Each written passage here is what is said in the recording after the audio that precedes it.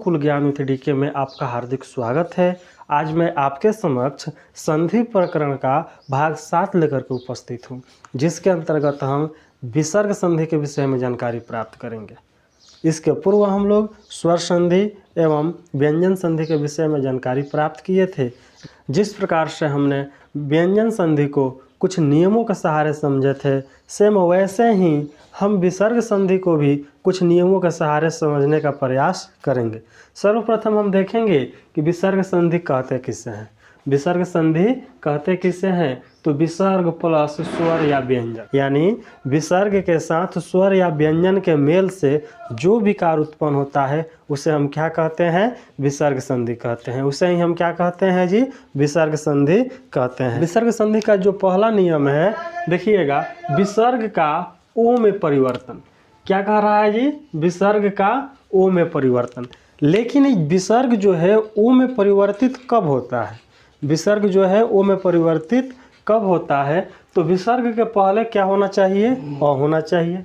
विसर्ग के पहले क्या होना चाहिए, अ होना चाहिए। और विसर्ग के बाद 3, 4, 5 यानी वर्गों के तृतीय, चतुर्थ, पंचम वर्ण या य, र, ल, व, ह होने पर जो विसर्ग है ओ के रूप में परिवर्तित हो। इसे हम इस तरह से भी समझ सकते हैं कि जब विसर्ग के पूर्व अ हो और विसर्ग का मेल वर्गों के तृतीय, चतुर्थ, पंचम वर्ण या य, र, ल, व एवं ह में से किसी भी वर्ण से होता है तो विसर्ग का ओ हो जाता है।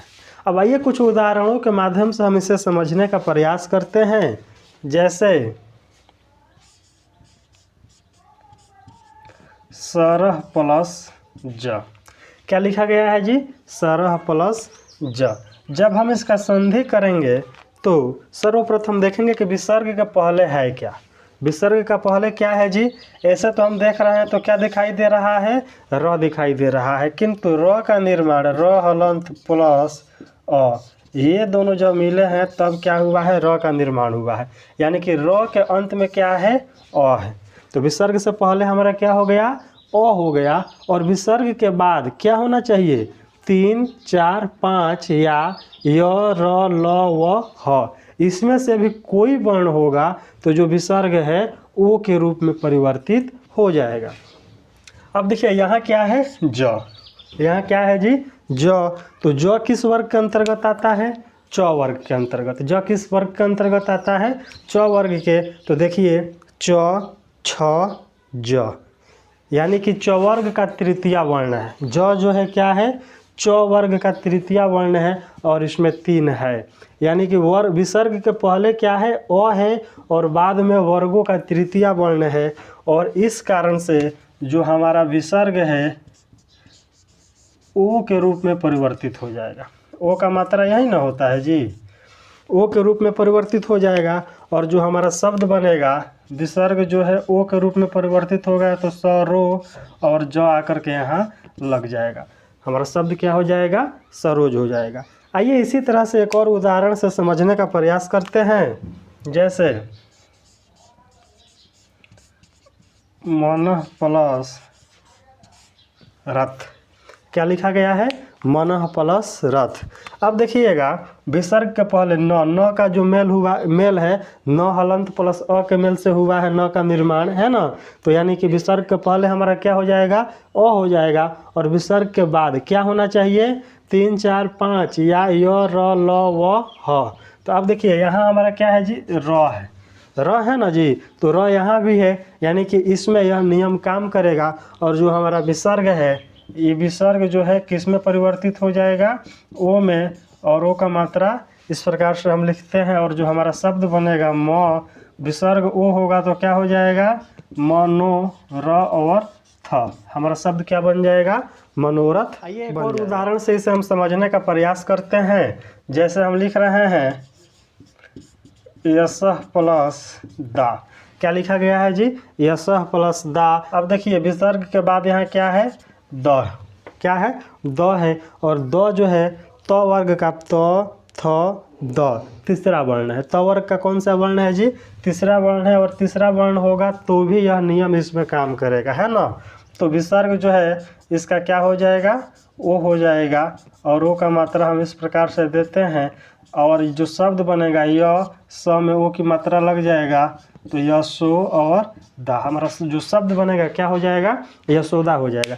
इसी तरह से और भी कुछ उदाहरण है, समय के अभाव में इसे हमें छोड़ना पड़ रहा है, आप इसे बनाइएगा। जैसे मनः प्लस गति क्या हो जाएगा, मनोगति, मनः प्लस हर मनोहर, सरह प्लस ज सरोज हो जाएगा, अधः प्लस गति अधोगति, मनः प्लस रथ मनोरथ, यशः प्लस दा यशोदा, तपः प्लस भूमि तपोभूमि, यशः प्लस धर यशोधर, वयः प्लस वृद्ध वयोवृद्ध, यशः प्लस गान यशोगान। तो इस प्रकार से विसर्ग संधि का जो पहला नियम है इसे हम समझने का प्रयास किए। दूसरा जो इसका नियम है, इसमें क्या होता है, विसर्ग का र में परिवर्तन, यानी विसर्ग जो है र में परिवर्तित हो जाता है।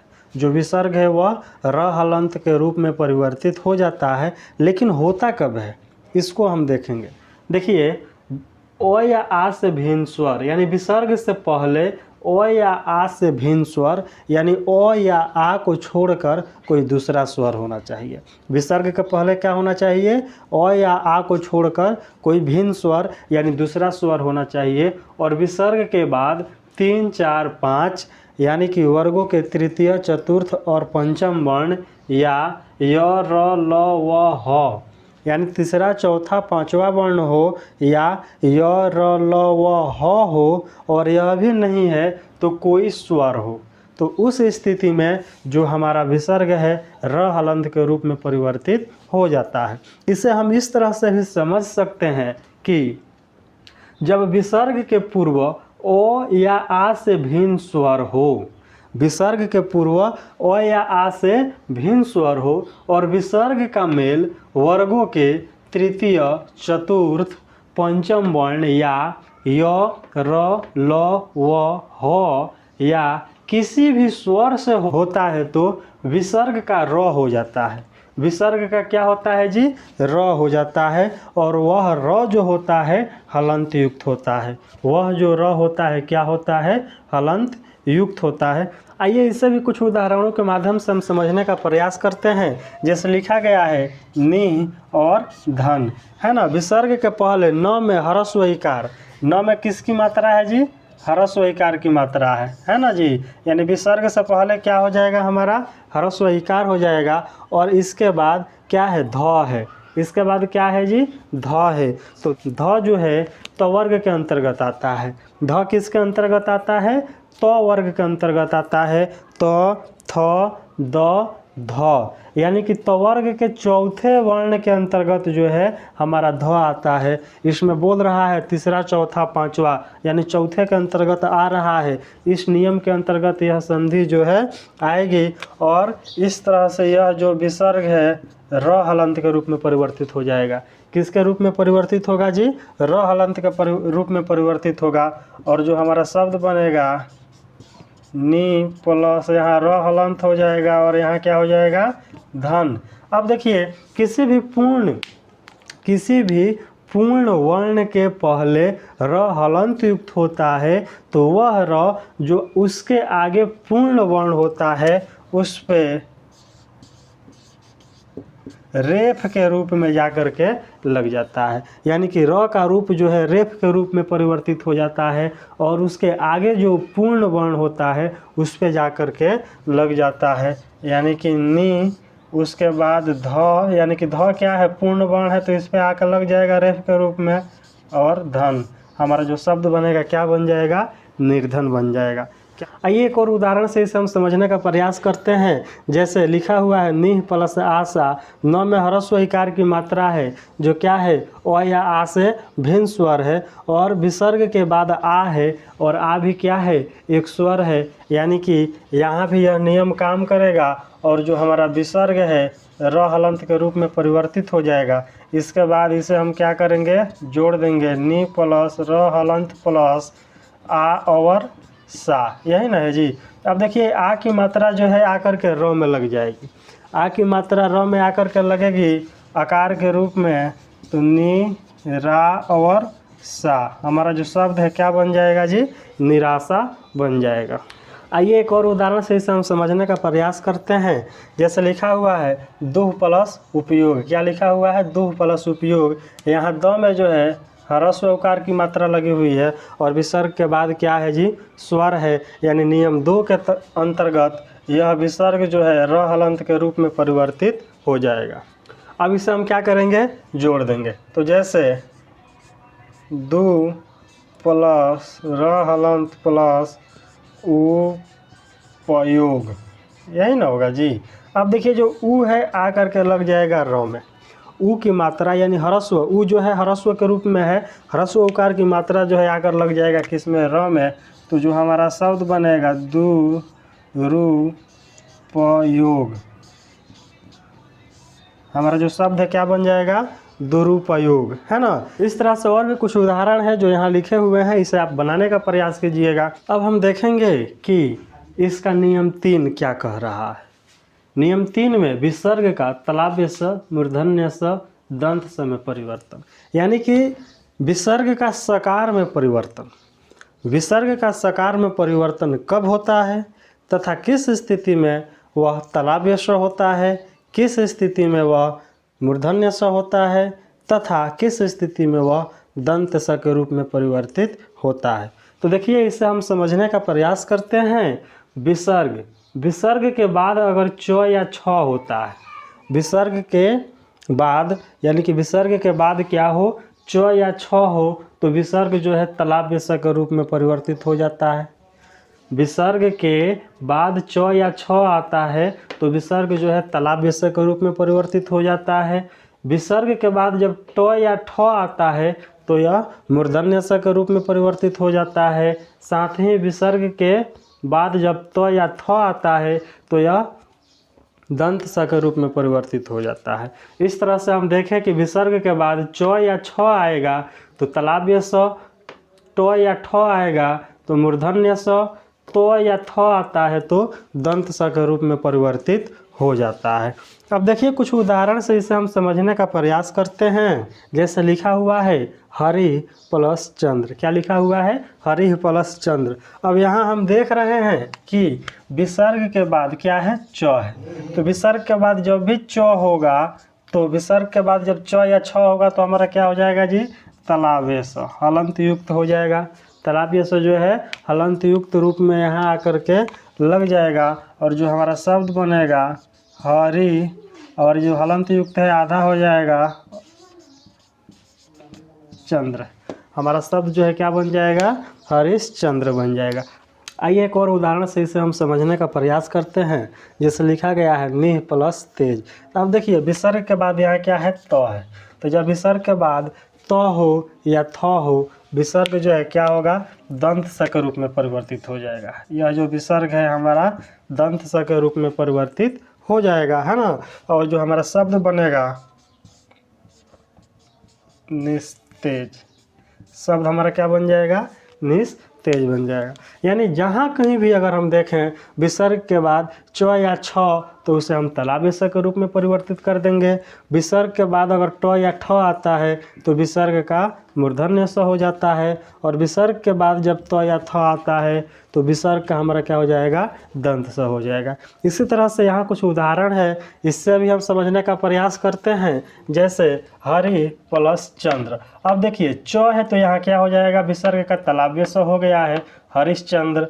निह प्लस चल, यहाँ भी च है तो तलाव्य स हो गया है, क्या हो जाएगा, निश्चल हो जाएगा। निह प्लस ठुर, है ना, यानी कि ट या ठ आएगा तो क्या हो जाएगा, मूर्धन्य स हो जाएगा, है ना। तो यहाँ क्या हो गया, निष्ठुर हो गया। दुह प्लस थल, है ना, त या थ, विसर्ग के बाद त या थ आएगा तो विसर्ग का क्या हो जाएगा, दंत स हो जाएगा। दुह प्लस तर क्या हो जाएगा, दुस्तर हो जाएगा। उसी तरह से निह प्लस तेज क्या हो जाएगा, निस्तेज। कह प्लस चित कश्चित।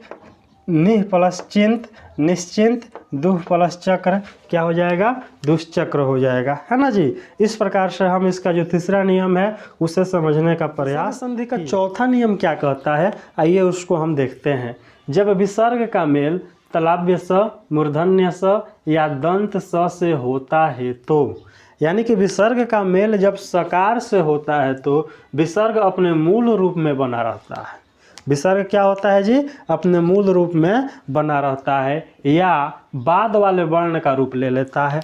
दो कंडीशन होता है, अपने मूल रूप में भी बना रह सकता है या विसर्ग के बाद का जो वर्ण है उसका भी रूप वह धारण कर लेता है, और उसके बाद वाला जो वर्ण होता है जब उसका रूप धारण करता है तो वह क्या होता है जी? हलंत युक्त हो जाता है। तो कुछ उदाहरण हैं, इन उदाहरणों के माध्यम से हम इसे समझने का प्रयास करते हैं। जैसे लिखा हुआ है दुह प्लस साहस, यानी कि विसर्ग के बाद क्या है जी? हमारा दंत स है, यानी कि विसर्ग अपने मूल रूप में भी रह सकता है या अपने बाद वाले वर्ण का भी रूप धारण कर लेता है। जब अपने बाद वाले वर्ण का रूप धारण करेगा उस स्थिति में वह हलंत युक्त हो जाता है। जैसे दुह प्लस साहस, तो मूल रूप में जब विसर्ग रहेगा तो क्या हो जाएगा?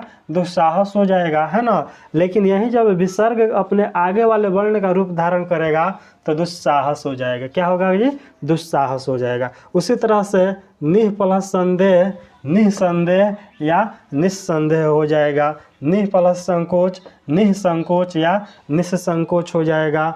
निह प्लस संतान निसंतान या निस्संतान हो जाएगा। दुह प्लस शासन दुःशासन या दुःशासन हो जाएगा। इस प्रकार से हम देखें कि विसर्ग संधि का जो चौथा नियम है यह क्या कहता है। अब हम देखेंगे कि विसर्ग संधि का जो पांचवा नियम है, विसर्ग संधि का जो पांचवा नियम है वह क्या कहता है? विसर्ग का अपने मूल रूप में रहना।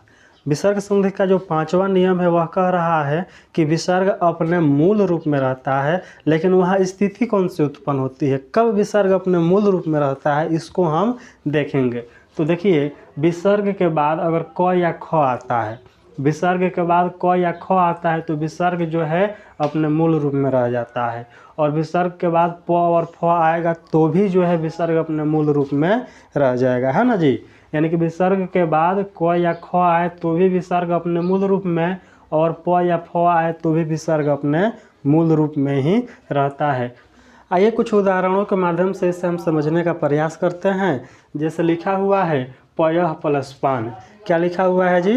पयः प्लस पान। अब देखिए विसर्ग के बाद यहाँ क्या है? प है, तो विसर्ग के बाद प या फ दोनों में से कोई भी हो, लेकिन विसर्ग अपने मूल रूप में रहता है तो इसका जो संधि होगा क्या हो जाएगा? पयः पान हो जाएगा। उसी तरह से अंतःकरण, विसर्ग के बाद क है तो जब क या ख दोनों में से कोई एक हो तो विसर्ग अपने मूल रूप में रहता है और संधि होगा वह क्या हो जाएगा? अंतःकरण। उसी तरह से अंतःपुर का क्या हो जाएगा? अंतःपुर। अधः पतन का क्या हो जाएगा जी? अधः पतन। प्रातः काल का क्या हो जाएगा? प्रातः काल। जबकि रजः कर्ण का क्या हो जाएगा? रजः कर्ण हो जाएगा। आइए इसका एक अपवाद है उसको भी देख लेते हैं। जैसे विसर्ग के बाद क ख या प फ हो, किंतु विसर्ग के पहले अगर ह्रस्व इकार या ह्रस्व उकार हो, उस स्थिति में विसर्ग अपने मूल रूप में न रह करके मूर्धन्य स के रूप में परिवर्तित हो जाता है। यहाँ विसर्ग जो है क्या होता है? मूर्धन्य स के रूप में परिवर्तित हो जाता है। जैसे देखिएगा निह प्लस कपट। अब देखिए यहाँ क है किंतु विसर्ग से पहले क्या है जी? इकार की मात्रा है, तो यह क्या हो जाएगा? निष्कपट। निह प्लस फल, यहाँ फ है किंतु इससे पहले क्या है? ह्रस्व इकार है, तो यह क्या हो जाएगा? निष्फल। दुह प्लस कर्म, यहाँ क है किंतु विसर्ग से पहले क्या है जी? ह्रस्व उकार है, तो यह क्या हो जाएगा? दुष्कर्म। और निह प्लस पाय क्या हो जाएगा? निष्पाय हो जाएगा। इस प्रकार से हम विसर्ग संधि के नियम 5 को तथा नियम 5 का जो अपवाद है उसको देखें। अब विसर्ग संधि के छठे नियम को हम देखेंगे। कह रहा है विसर्ग का लोप, यानी किन किन परिस्थितियों में विसर्ग का लोप हो सकता है उसको हम देखेंगे। देखिए पहले कह रहा है जब विसर्ग के पूर्व अ या आ हो, यानी विसर्ग के पहले अ हो या आ हो और विसर्ग का मेल किसी भिन्न स्वर यानी ओ आ से भिन्न स्वर अलग स्वर से होता है तो विसर्ग का लोप हो जाता है। उस स्थिति में क्या होता है जी, विसर्ग का लोप हो जाता है। तो आइए एक उदाहरण के माध्यम से इसे हम समझने का प्रयास करते हैं। जैसे लिखा हुआ है अतः प्लस एव, क्या लिखा हुआ है जी, अतः प्लस एव। विसर्ग से पहले तो में क्या लगा हुआ है, अ लगा हुआ है, और विसर्ग के बाद क्या है, ए है, जो अ से भिन्न स्वर है। इस स्थिति में जो है विसर्ग इसका क्या होगा, लोप हो जाएगा, और जो हमारा शब्द बनेगा अतएव, क्या बन जाएगा जी, अतएव बन जाएगा। उसी तरह से ततः प्लस एव है ना जी, तो हमारा शब्द जो है क्या बन जाएगा, ततएव बन जाएगा। क्या बन जाएगा, ततएव बन जाएगा। अब देखिए, जब विसर्ग का मेल र से होता है, विसर्ग का मेल किससे होता है, र से होता है, तो विसर्ग का लोप हो जाता है। विसर्ग का मेल जब र से होता है, उस परिस्थिति में विसर्ग का क्या होता है, लोप हो जाता है। साथ ही विसर्ग के पूर्व यानी विसर्ग के पहले का जो स्वर होता है वह क्या होता है जी, दीर्घ हो जाता है। विसर्ग के पूर्व का जो स्वर होता है क्या होता है, दीर्घ हो जाता है। आइए कुछ उदाहरणों के माध्यम से इसे भी हम समझने का प्रयास करते हैं। जैसे देखिएगा, निह प्लस रोग, क्या लिखा हुआ है, निह प्लस रोग, है ना। अब देखिए विसर्ग के बाद यहाँ क्या है, र है। विसर्ग के बाद यहाँ क्या है, र है, तो विसर्ग का क्या होगा, लोप हो जाएगा। और विसर्ग से पहले न में ह्रस्व इकार की मात्रा है, नौ में किसकी मात्रा है, ह्रस्व इकार की मात्रा है, तो यह ह्रस्व इकार जो है क्या होगा, दीर्घ इकार के रूप में परिवर्तित हो जाएगा। और जो हमारा शब्द बनेगा नि रो और ग, शब्द हमारा क्या बन जाएगा, निरोग बन जाएगा। उसी तरह से निह प्लस रव। अब देखिए र है, विसर्ग के बाद क्या है, र है, तो विसर्ग का लोप होगा, और न में जो ह्रस्व इकार की मात्रा है यह क्या हो जाएगी जी, दीर्घ इकार की मात्रा हो जाएगी।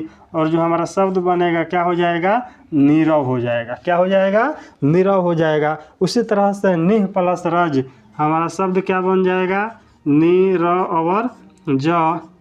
निह प्लस रस क्या बन जाएगा जी, नी र और स।